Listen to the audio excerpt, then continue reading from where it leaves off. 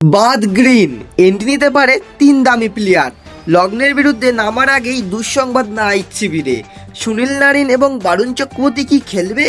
তাদের দুজনের চোট রয়েছে বলে খবর। বুধবার কেকেআর আরও যে দুঃসংবাদ দিল সেটি হলো দুই তারকা এখনো পুরোপুরি সুস্থ নয়। দল থেকে পাওয়া কিছু সূত্রের খবর, পেটে কিছু সমস্যা ছিল নারিনের, তবে এখন অনেকটা ঠিক আছে নারী। অন্যদিকে বারুণ চক্রবর্তী সানরাইজ হায়দ্রাবাদের ম্যাচে ক্যাচ নিতে গিয়ে আঙুলে চোট পেয়েছেন। তিনি নাইট অনুশীলনে যোগ দিয়েছেন, তবে বৃহস্পতিবার ম্যাচে পাওয়া যাবে কিনা তা নিয়ে সন্দেহ আছে।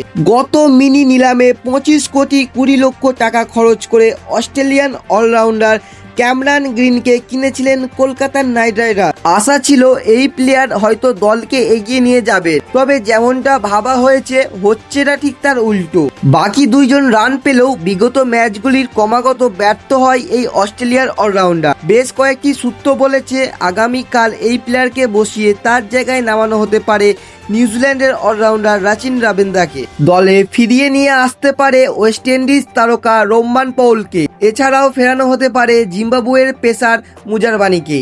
এই 3 বদল কেকেআরের একাদশে আসতে চলেছে। লগ্নের বিরুদ্ধে কিছুটা কেকেআরের একাদশ এরকম হতে চলেছে: Ajinkya Rahane, Finn Allen, Rachin Ravindra, Angkrish Raghuvanshi, Rovman Powell, Rinku Singh, Ramandeep Singh, Anukul Roy, Sunil Narine, Vaibhav Arora এবং ব্লেসিং মুজারবানি।